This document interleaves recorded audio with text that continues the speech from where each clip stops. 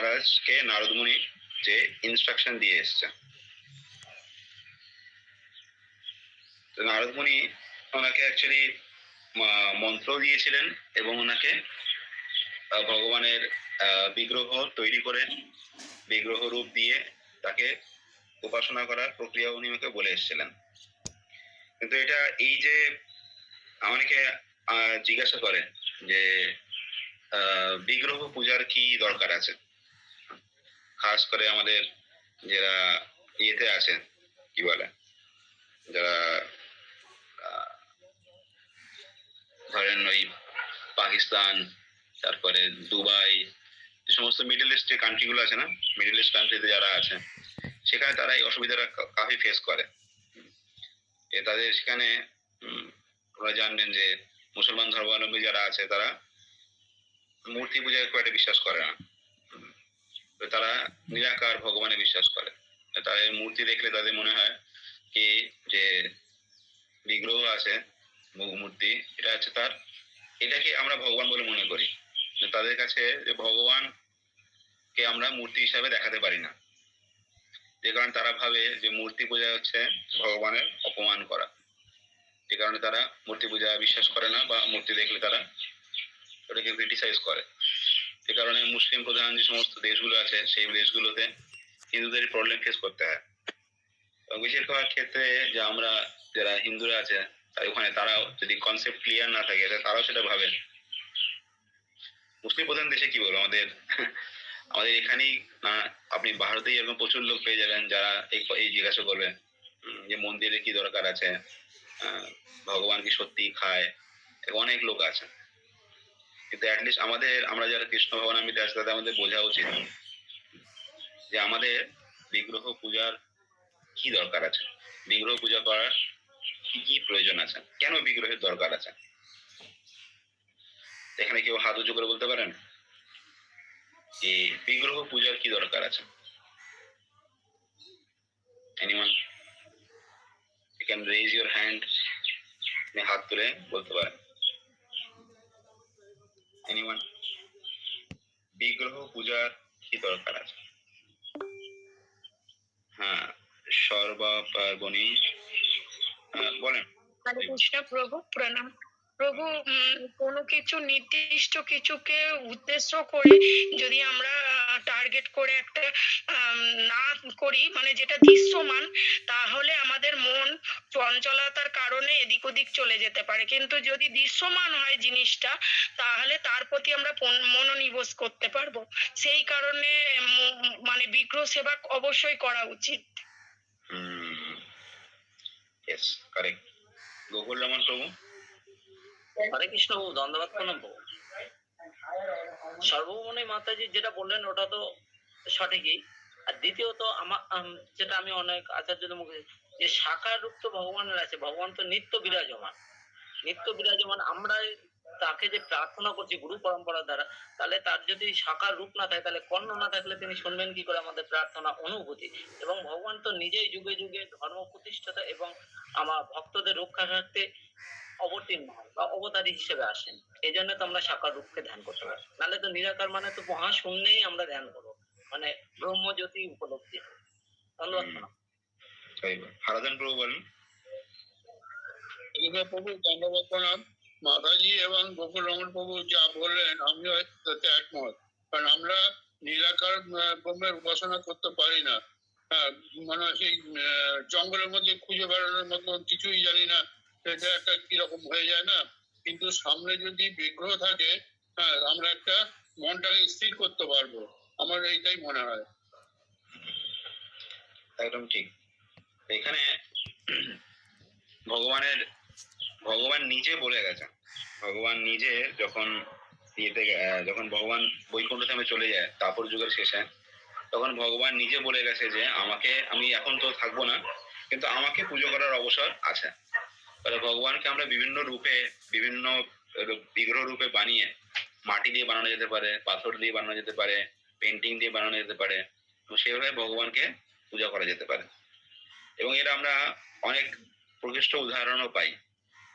সব থেকে বড় উদাহরণ আসে হচ্ছে রামলীলাতেই আসে, যখন ভগবান রাম এবং সীতা বনবাসে ছিলেন, হ্যাঁ, ভগবান রাম এবং সীতা বনবাসে ছিলেন, তখন ভগবান রামের কাছে অনেক টাইম ছিল, অনেক সময় ছিল।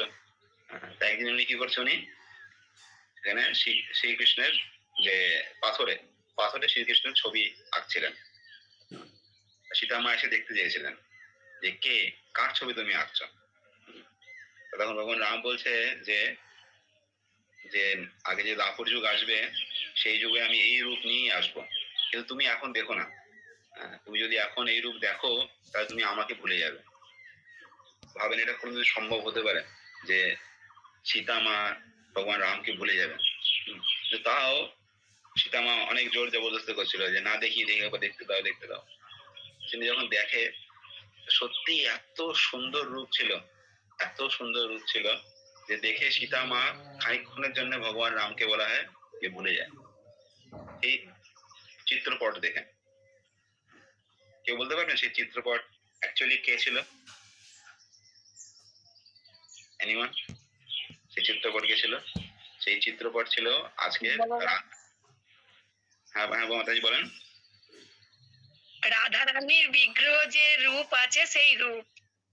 না, সেটা হচ্ছে রাধা গোপীনাথ।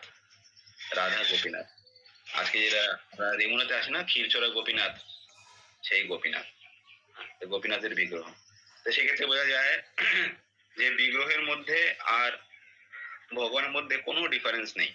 এবং আমরা মাধবেন্দ্র পুরীর লীলাতেও আমরা দেখতে পারি যে ভগবানের সঙ্গে যখন মাধবেন্দ্র পুরী আদান প্রদান হয়, মাধবেন্দ্র পুরী যখন চায় যে এই অমৃত কেলি যে ক্ষীর আছে সেই ক্ষীর আমি আমার গোপালজিকে অর্পণ করতে পারতাম যদি আমি পেতাম, যদি ভগবান চুরি করে নিচে রেখে দেয়। তো সেই ক্ষেত্রে এরকম প্রচুর এক্সাম্পল আছে না, সাক্ষী গোপাল, ক্ষীরচোরা গোপীনাথ, আমাদের জগন্নাথ মন্দিরে তো আনলিমিটেড এরকম অনেক কাহিনী আছে। আজও এরকম কত কাহিনী ঘটছে।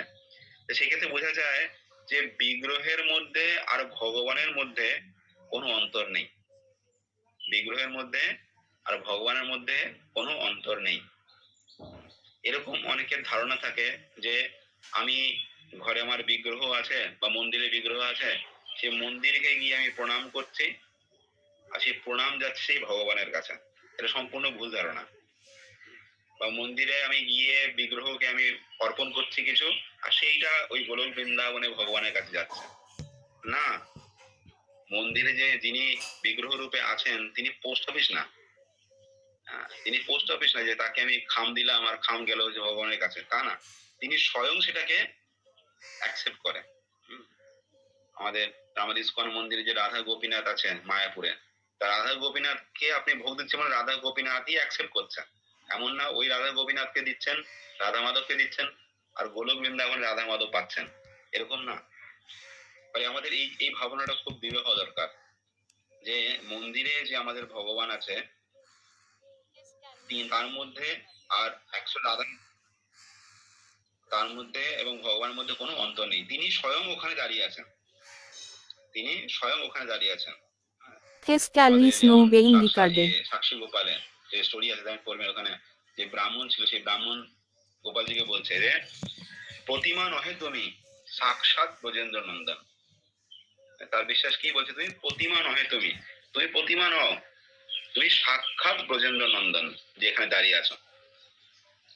এবং ভগবান তার বিশ্বাসের প্রতি সেরকম প্রতিক্রিয়াও করেছেন, যেহেতু তার এরকম বিশ্বাস ছিল যে ভগবান কি করে তার সঙ্গে চলে গেছে।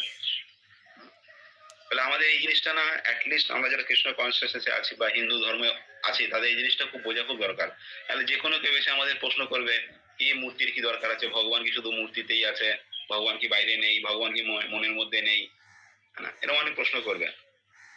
কারণ ভগবান সেখানে ডাইরেক্ট আছে। আমাদের ইন্দ্রিয়গুলোর অবস্থা এরকম নেই, এত শুদ্ধ আমাদের ইন্দ্রিয় না যে আমরা ভগবানের ডাইরেক্ট সেবা করতে পারি। আমরা প্রত্যেকে জানি আমরা ততটা হাইলি কোয়ালিফাইড না, আমাদের অনেক অপগুণ আছে, আমাদের অনেক দোষ আছে। এই দোষ নিয়ে আমরা ভগবানের সেই সচ্চিদানন্দ রূপ আমরা দেখতে পারি না। কিন্তু ভগবান এত করুণাময় যে তবুও তিনি আমাদের সেবা স্বীকার করার জন্য বিগ্রহ রূপে আসেন, যাতে আমরা এই যে অশুদ্ধ ইন্দ্রিয় আছে এই নিয়েও আমরা ভগবানের সেবা করে আমরা শুদ্ধ হতে পারি। ফলে বিগ্রহ ভগবানের একটা কৃপা, বিগ্রহ ভগবানের একটা কৃপা, যেখানে আমরা আমাদের অপূর্ণতা সত্ত্বেও ভগবানকে আমরা সেবা করতে পারি। কিন্তু এই শ্লোকটা বলছে যদি এরকম কোনো অবসর না থাকে। এখন আপনি ভাবেন এমন এমন জায়গায় আপনি চলে গেলেন যেখানে কোনো বিগ্রহের ব্যবস্থাই নেই, যেখানে বিগ্রহ আপনি পাচ্ছেন না বা বিগ্রহ কোনো নেই, তাহলে সে লোক বলতে পারে যে আমি ভগবানের সেবা কি করে করব? ফলে সেখানে এই রকমের অবসরেও দেওয়া হয়েছে। হচ্ছে ভক্তি পথ অত্যন্ত সহজ এবং সুলভ। ফলে আপনার যদি ভগবানের বিগ্রহ না থাকে, তবু আপনি কি করতে পারেন? আপনি মানুষে ভগবানের সেবা করতে পারেন। আমাকে বলতে পারে এটা কি অথেন্টিকেট? হ্যাঁ, এটা অথেন্টিকেট। হ্যাঁ, এটা আমাদের ভক্তি রসামৃত সিন্ধুতে প্রভুপাদ তাৎপর্যে লিখছে, দেখবেন ব্রাহ্মণের কাহিনী বলা আছে। কেউ জানেন এই ব্রাহ্মণের কাহিনী? এনিওয়ান?